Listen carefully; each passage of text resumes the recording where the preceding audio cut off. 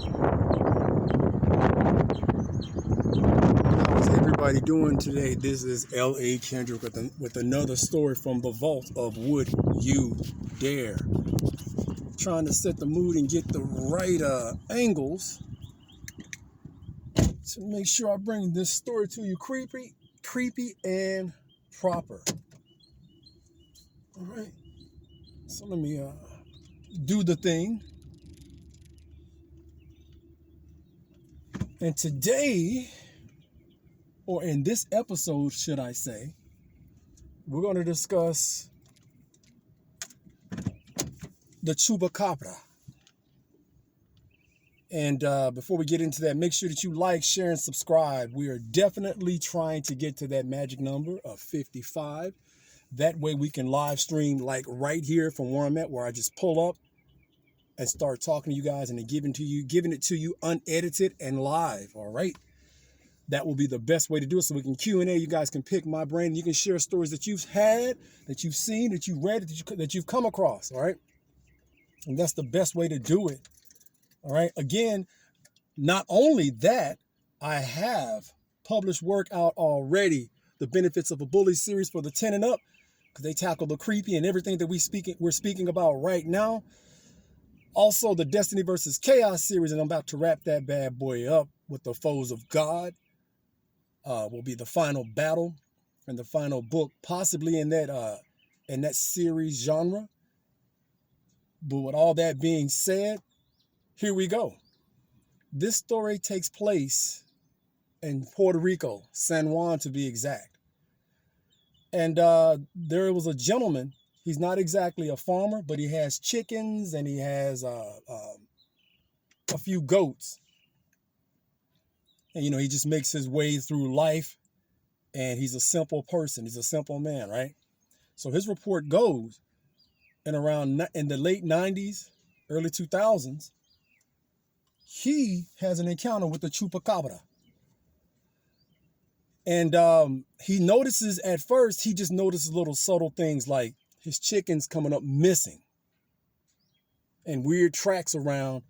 Sometimes he could make them out, but then sometimes he couldn't. And the tracks were like nothing that he'd ever seen. So he couldn't really figure out exactly what they were.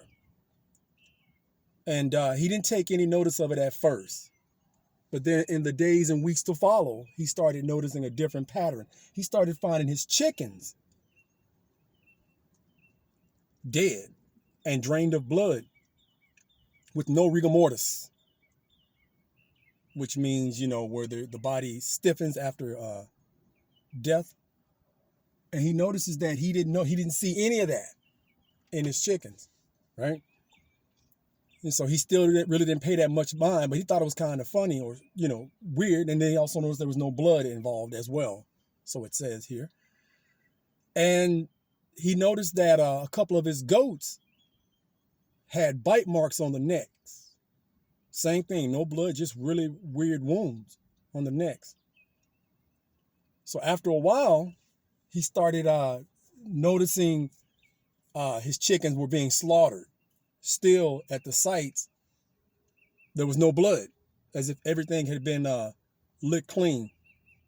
And this time was just like one puncture wound in the neck, and then the breastbone and things like that were separated and split apart, and the organs were eaten. Some of the organs were eaten, but again, there was no blood.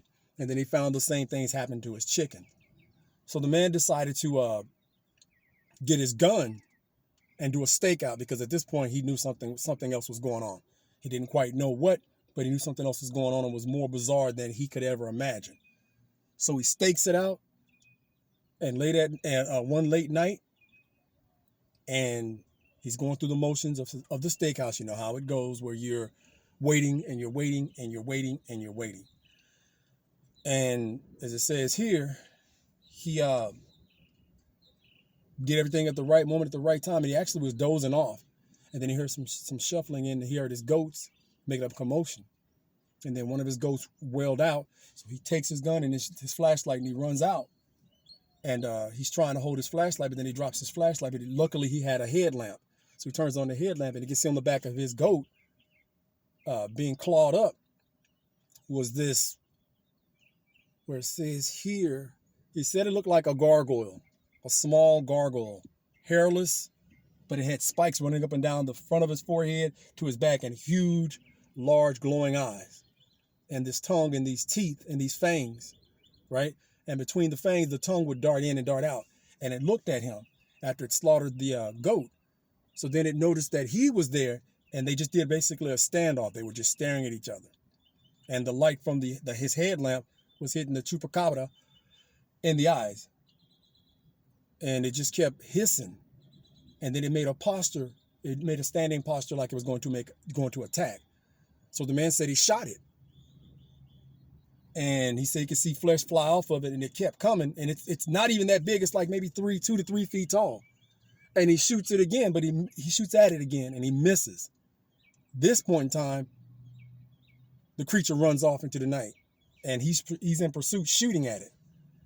And there's a blood trail, and he could see that his goat was pretty mutilated. And this was the only time he ever noticed any blood at the scene and the culprit. So he reported it to the local news, and the town had been reporting things like this as well. But this is the first that he'd heard of it. But the town where he lived, of course, the area, it was San Juan, Puerto Rico, and the area that he lived in he didn't notice any reports until he reported his, and then he could actually put 2 and 2 together, and he recognized and realized, hey, he wasn't the only one to experience it. And at that point, there was a rash of sightings all over San Juan, Puerto Rico. Now, they were confused because they had never seen anything like it. Some people reported it was a hairless dog-looking creature with a long snout, and the skin was gray, and it had these fangs.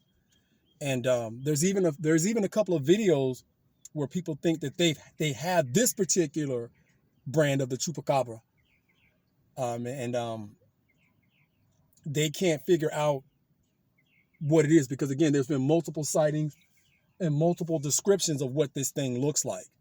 But the scariest one is the one that that the guy had encountered, killing his chickens and attacking his goat, and then tried to actually attack him. Were it not for his gun, we don't know what would have happened. We really don't know.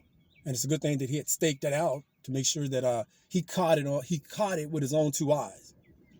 So it was a big thing down there in Puerto Rico, and they've actually had sightings in Texas and El Paso and Mexico, as they like to say. So this thing makes its way around. And in Puerto Rico, they kept thinking it was like they were thinking it was possibly extraterrestrial in origin, because again, they'd never seen it. It's like a hybrid of so many different things that they've seen. And Chupacabra means goat sucker in Spanish. So they also, because they have that radar dish, I believe SETI is in Puerto Rico, or they have these huge radar discs, satellite discs, pointed into space to try to contact extraterrestrial life.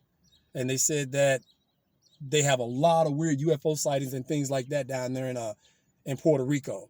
So, hey, there's another story for the record and for the books.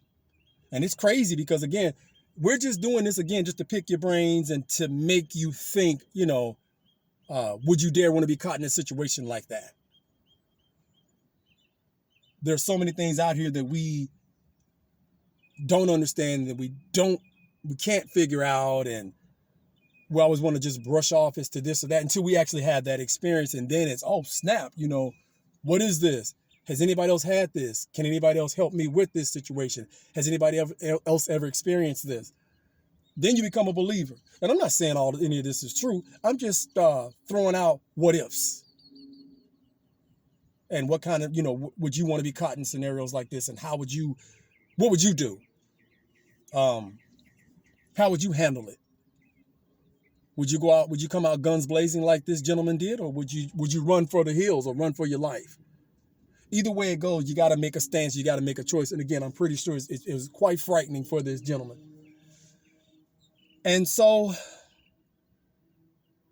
as As Washington Brown, the headmaster of the Latimer Academy in My Benefits of a Bully novel states, there are three things that are always plaguing humanity: the demonic realm, the extraterrestrial realm, and extra-dimensional realm. And sometimes mankind makes deals with these entities or these people or these things, not people, but these things, these entities from these said realms for power, gain, or whatever. But they always have a hand in human affairs, these beings, these things from these extra dimensions. And as I always say, even when we think there's nothing going on, there's always something going on. All right? And this concludes our episode today, episode number 17, from the vault of Would You Dare. Again, this is the Chupacabra. Chupacabra, Chupacabra. Pick your poison. Like, comment, subscribe. Again, just trying to get these stories out and pick your brain and just have a good time and relax, man. And just let go sometimes. And maybe you've seen some of these things. Maybe you've had some of these experiences. And if you have, would you dare share them with us? Leave a comment below, you guys. And I notice also there's a lot of people viewing what we're doing.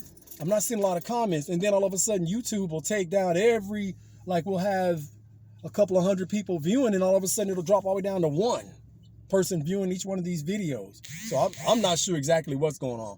But nonetheless, you guys, make sure you check your houses. You check the dark recesses of your home. You check your closets. And as you can see, if you work late at night, make sure you check inside of your car. And if you work late into the mornings where there's little light visibility, make sure you check under your car. Because you guys got to understand one thing, all right? You never know what's waiting in the dark to make you a story. And this has been L.A.Kendrick with another story from Would You Dare. Until next time, you guys be safe. And you guys fill in the rest. Here we go.